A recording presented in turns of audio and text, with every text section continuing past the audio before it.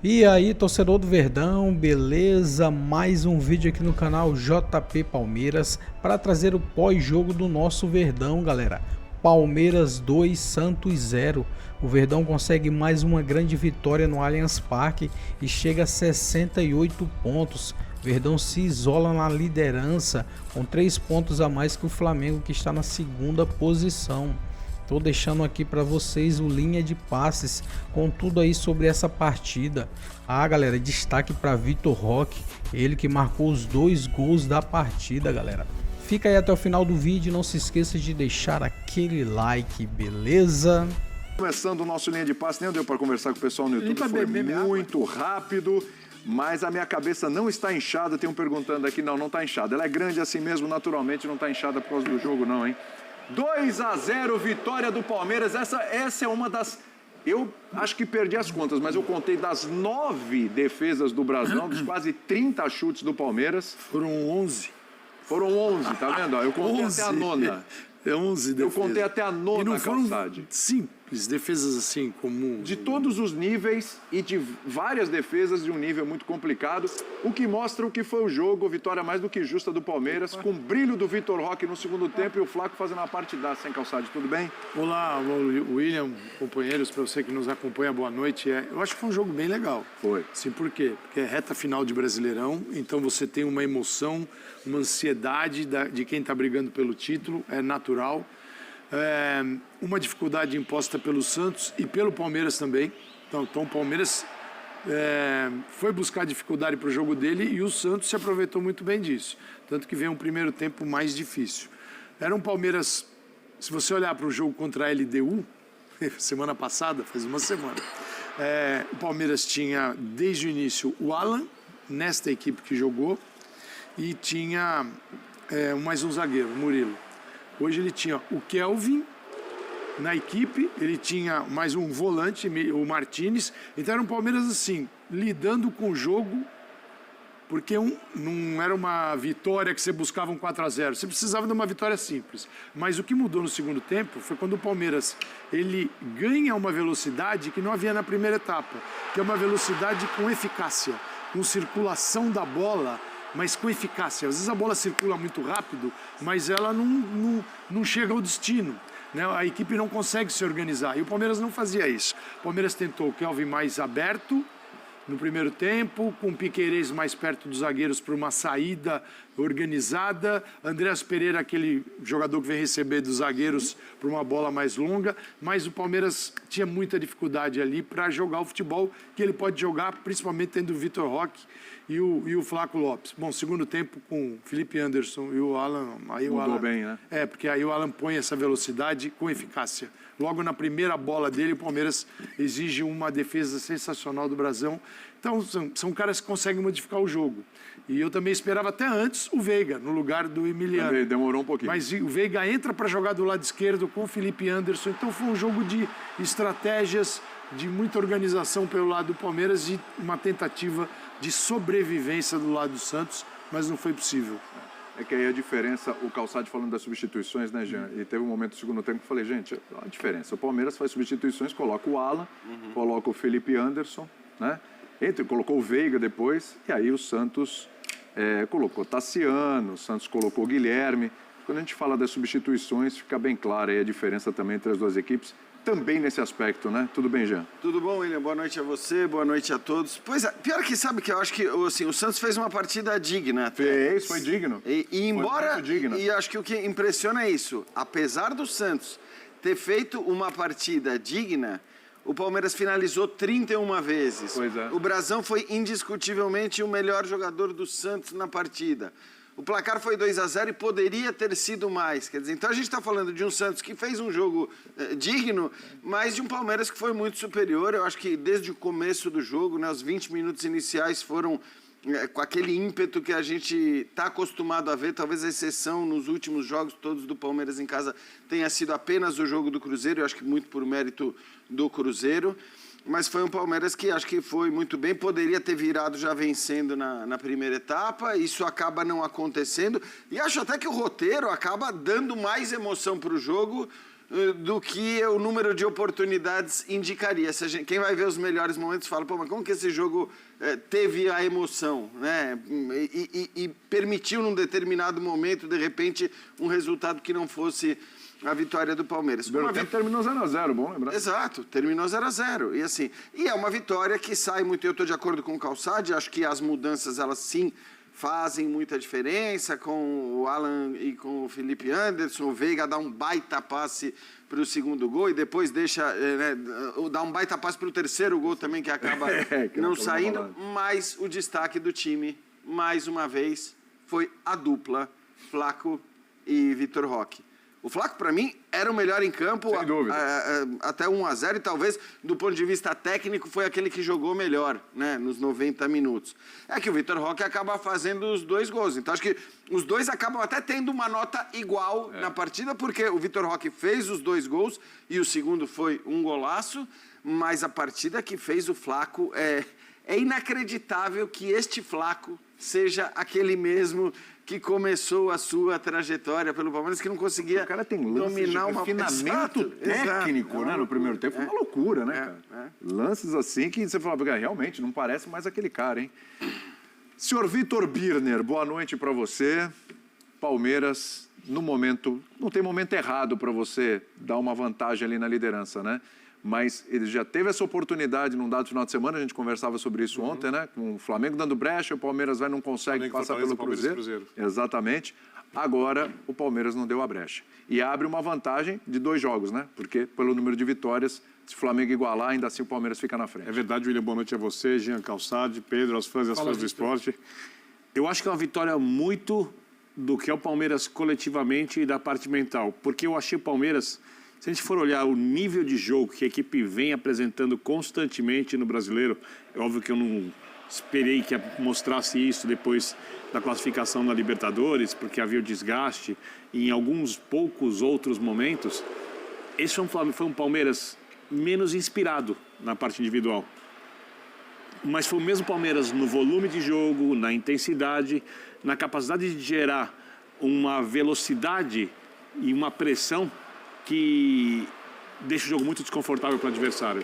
Porque a bola está o tempo inteiro na área do adversário, a bola está o tempo inteiro indo no gol do adversário. Se houvesse inspiração, seria com força, mas também com jeito. Hoje, parece que o Palmeiras tinha que romper uma barreira santista, né? E isso parecia que ia acontecer a qualquer momento. Tanto é que o gol palmeirense que abre as portas da vitória é um gol que tem uma falha primária de um jogador do Santos. Mas o Palmeiras gerou tanta pressão em cima dos jogadores do Santos que ele aumentou muito a chance de acontecer uma falha. Você chega numa bola ali com pressão, já 5 vezes em cima do jogador adversário, é uma coisa. Você chega um monte de vezes, você aumenta a chance, porque o jogo vai ficando desconfortável, o adversário vai ficando nas cordas e uma hora acaba acontecendo o erro, como foi o do Zé Ivaldo. Do Brasil a gente discute aqui se houve ou não houve erro no primeiro gol do Palmeiras. Sei que não teve, não. Depois a gente fala sobre isso. Então, assim, a vitória muito merecida do time que, com ou sem inspiração, é sempre muito intenso e sempre tem a mesma cara. É verdade. E isso está fazendo diferença nos pontos corridos. Muito, muito. Então, eu ia fazer a pergunta para o Pedro e falar, Pedro, o que sobrou para o Palmeiras hoje que de repente faltou para o Flamengo ontem? Claro que o adversário ontem do Flamengo era mais difícil, mais complicado do que pegar o Santos na situação que está. Mas o que sobra para esse Palmeiras que faltou para o Flamengo ontem, por exemplo? Tudo bem? Então, William, tudo bem. Boa noite você, Calçade, Jean, Vitor, fã do esporte aqui mais uma vez com a gente. Sem a gente combinar, acabou que o Vitor toca num ponto que eu queria falar, você me faz essa pergunta, porque eu estava pensando justamente... Imagino que muitas pessoas que estão aqui nos acompanhando, ou na TV, ou no Disney Plus, ou no YouTube, estiveram aqui com a gente ontem. E aí eu vou pegar uma visão do programa de ontem para tentar complementar hoje. Porque ontem eu falava que, apesar daquele nosso debate aqui sobre jogou melhor, não jogou melhor, poderia ter feito 3-1 ali, depois teve a expulsão, era um Flamengo em muitos momentos disperso e é um Flamengo novamente no Campeonato Brasileiro e que ele oscila essa, vamos chamar, mobilização, a concentração. Está disperso ou não nos jogos que são importantes dessa reta final. Mas está falando de Flamengo? Não, mas é para explicar o Palmeiras. E o Palmeiras, a gente pode falar se demorou para romper sabe, a defesa do Santos. Se demorou para passar pelo Brasão, teve um ótimo primeiro tempo. O próprio Zé Ivaldo no primeiro tempo, o Ilharão baixando ali, protegendo. Mas é um Palmeiras que, desde o início, sabia qual era o jogo que ele estava jogando, o campeonato que ele estava jogando, o que ele estava buscando ali de vantagem para essa reta final de Campeonato Brasileiro. E acho que isso faz a diferença. Então, em times tão competentes, quem quiser um pouco mais, mas é porque o querer parece muito subjetivo, mas quem se comportar de forma que desde o início busque, saiba como está buscando aquilo. Eu acho que o Palmeiras hoje foi um pouco isso. E aí depois que abre sim a porteira ali, e tem Felipe Anderson, e tem Rafael Veiga, e tem a entrada do Alan, o Flaco já fazia um jogo bom, ele quase sai o gol ali, né? O Zé Ivaldo salva. E aí é muita gente num nível de concentração muito alto, tecnicamente jogando muito bem para você achar que a coisa não vai dar certo. Porque se não fosse o Flaco no primeiro tempo, esse é o Vitor Roque no segundo. Se não fosse o Maurício ou o Sousa no primeiro tempo, você tem o Veiga com o Felipe Anderson no segundo. Então, a diferença para mim é essa. É como acaba abordando. Não adianta falar porque o São Paulo é mais time que o Santos, então gerou mais dificuldade. Mas tem uma questão de concentração e da forma que você está colocando ali, de como você está encarando cada jogo. A maneira como o Palmeiras entra, acho que foram 25 minutos iniciais, até o gol perdido pelo Flaco. O ritmo que o Palmeiras impõe ali, eu acho que todo mundo estava assistindo e falando, daqui a pouco vai acontecer. E tem sido padrão, né? Exato. Então, assim, tirar o jogo com o Cruzeiro, pontos corridos é padrão. É exatamente isso. Pontos corridos é padrão. Então, eu olho para frente, você tem um Palmeiras com o Mirassol, vai ser difícil fora. Mas é um Santos, que eu acho que ele vai tentar imprimir o mesmo tipo de ritmo. O Vitória, a mesma coisa. O Fluminense, ele joga em casa. Então, o Palmeiras é difícil você olhar e não ter minimamente um norte, uma diretriz do que ele vai buscar em campo. O Flamengo é um time muito bom, tecnicamente muito bom. Quando imprime seu ritmo, tem muita qualidade. Não tem o Pedro está tentando buscar quem pode fazer junto com a Arrascaeta. Ora um jogador, ora outro. Só que ele oscila nessa corrida final. Então, acho que é isso que acaba fazendo um pouquinho de diferença, porque há pouco tempo atrás era um confronto direto que o Flamengo baixou ali. Agora não. Sim. O Palmeiras, sem confronto direto, já desgarrou de novo. Sim. 2 vitórias à frente é muito importante para... A gente está falando de 7 jogos que faltam nesse nível de atuação que o Palmeiras está tendo, que a gente está falando aqui. Não dá para o Alan começar como titular, não, hoje? Eu acho que ele vai começar vários jogos como titular.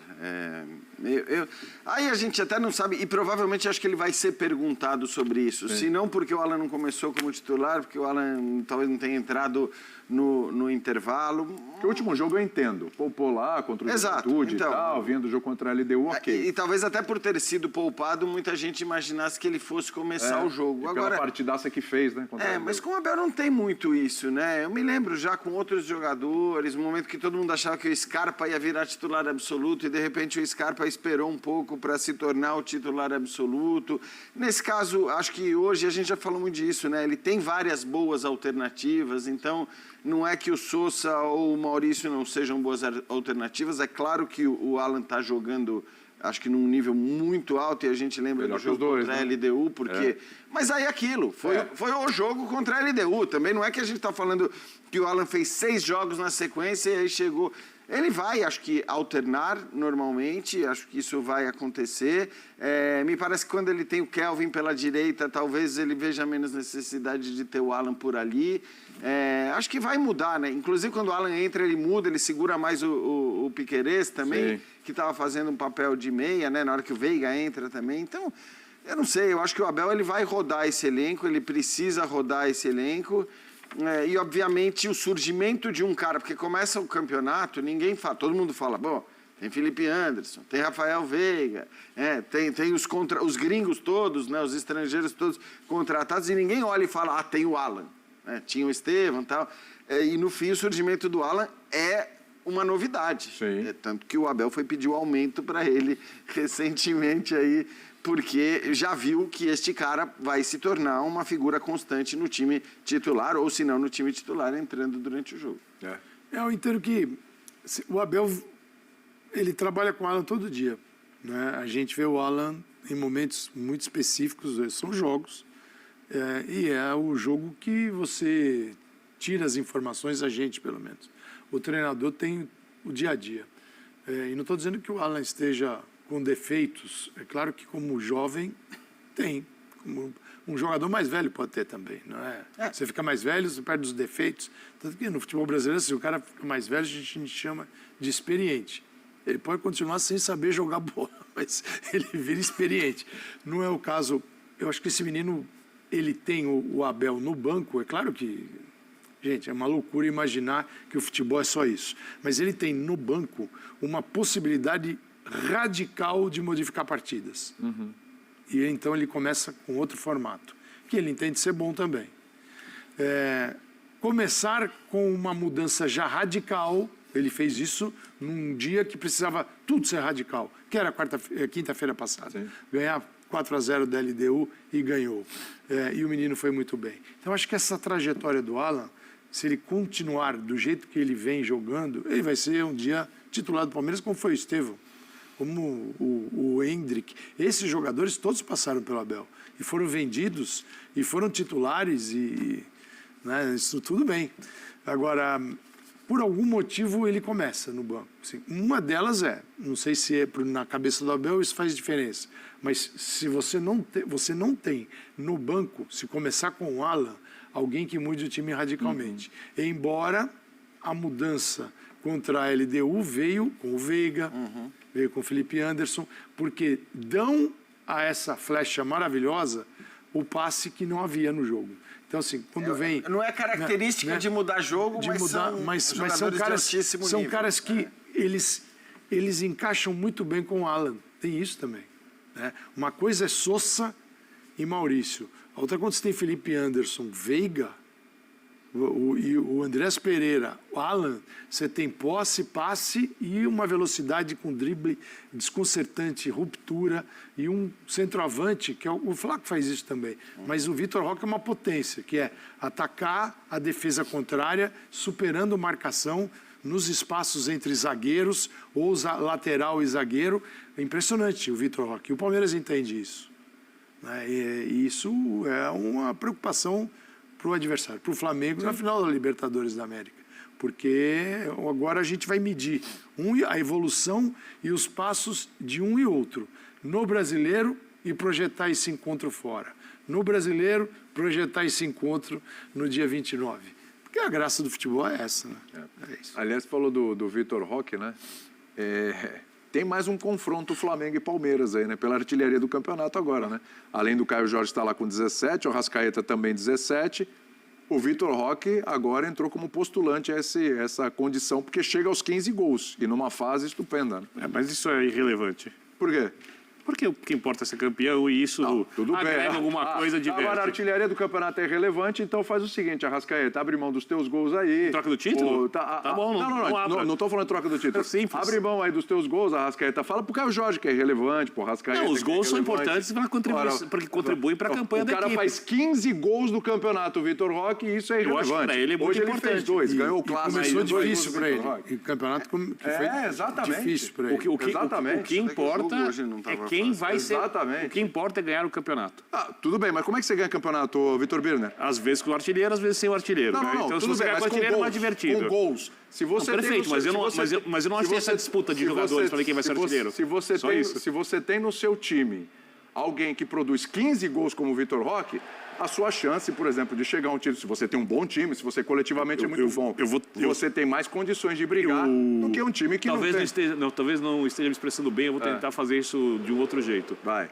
A disputa pela artilharia, a disputa é irrelevante. Para você, para o Vitor Roque é importante. Não, para ele é importante. É isso que eu estou falando. Mas é isso que eu estou falando. Mas para o torcedor, para o clube, para todo mundo e para ele, mais importante. Você acha que o torcedor do Palmeiras também não vai ficar feliz? Ele carrega, se o Vitor Roque não for artilheiro do campeonato. Vai ficar mais feliz se for campeão com ele artilheiro. Mas eu não estou colocando essa questão do título, Vitor Birner. Porque eu acho que não é essa disputa. O jogador não entra pensando nisso. Você acha que o torcedor do Palmeiras... Claro que é óbvio que o título é mais importante, é óbvio que ganhar a Libertadores, o brasileiro, é muito mais importante do que ter o artilheiro do campeonato. Mas vamos lá, você acha que o torcedor do Palmeiras também não vai ficar feliz de falar assim, ainda teve essa, ainda tivemos o artilheiro do campeonato. Claro que vai. Com o título, claro. Mas eu acho que na cabeça do Vitor Roque isso existe. Não é? Para o jogador, sim. Claro.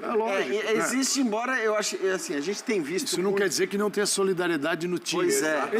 Ele não joga em busca disso. O que ele tem de bola do Flaco e ele também é solidário, porque você ia perceber naturalmente e falar, pô, esse cara agora começou só a pensar nele. E o Palmeiras não está. E eu lembro, Calçade, que a gente falava antes do jogo contra a LDU, quando o Palmeiras precisava vencer por 4, a gente falou, sei lá, os últimos 7 jogos, em 6 o Palmeiras venceu pelo placar que precisava, ou por 4, ou por 5, ou por 3, que era para levar para os pênaltis, a gente falava isso. E mesmo o Palmeiras estando nessa situação em vários momentos, em jogos recentes, a gente nunca percebe essa coisa de, bom, tá 3-0, tá 4-0, eu vou lá e vou atrás do meu golzinho e tal. Então, acho que isso é muito legal. Aí tem uma coisa, acho que também eles percebem o quanto a dupla fez bem para ambos. Nossa. Né? Porque é impressionante como os dois subiram de produção num nível absurdo a partir do momento que começaram a jogar juntos. Acho que o Vitor Roque, a gente sabia da capacidade e do potencial dele, sempre foi muito claro para a gente. E tinha gente já querendo queimar o Vitor Roque. Porque é isso, é aquela coisa. Aqui é tudo muito rápido, né? Para você queimar jogador ou técnico no Brasil é sempre muito rápido. Mas nesse caso é até preciso ser justo com a torcida do Palmeiras, que às vezes acho que exagera na corneta. A torcida do Palmeiras, em momento algum, naquele começo em que ele não fazia gols, em momento algum ela começou a criticar, a ter burburinho. Já com o Flaco Lopes. A pedir a troca e tudo mais. O Flaco, ele tem já a primeira chegada dele, ele perde um gol contra o Atlético Paranaense fora de casa, que ajuda a eliminar o Palmeiras da Libertadores depois, né, no jogo de volta. Então, assim, não é que a torcida odiasse ou pegasse no pé como já pegou de outros jogadores, mas o burburinho tinha. Claro. E acho que, assim, para mim, o que mais impressiona é a diferença do futebol mostrado pelo Flaco Lopes, do seu começo de trajetória no Palmeiras, para o que a gente está vendo agora. Porque é aquela piadinha... Joga em outra posição aquele também. Meme foi o contato com o Messi que fez o cara voltar desse jeito. A cada jogo parece mais verdadeiro, porque é inacreditável. Hoje ele faz no primeiro tempo uma jogada que... A bola do gol pro Vitor é uma bolaça. Eu acho que como o time tem jogado muito bem, os jogadores só pensam no que eles precisam fazer para o time ganhar o jogo. As coisas fluem naturalmente. Isso eu concordo com você. E aí o cara sabe que talvez seja artilheiro. Ok, tudo bem, mas é importante. Mas eu não acho que tem uma rivalidade direta com a Arrascaeta, assim. Não, acho que ele quer ser artilheiro. Então, legal. Mas agora também. Você chegou a isso. Não tem uma... Foi a pergunta que ele fez. Não, mas vocês estão também. Ele vai enlouquecer. Ele não quer, mas quer, mas é... Não é. Mas é o seguinte, eu acho que realmente entre os dois pode não ter uma rivalidade. Pode não ter mesmo, não tá nem pensando no Arrascaeta.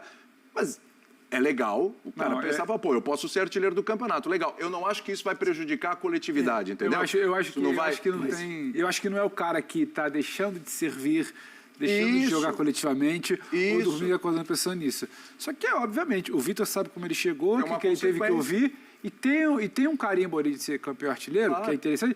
E ele também, a todo momento, é a contratação mais cara da história.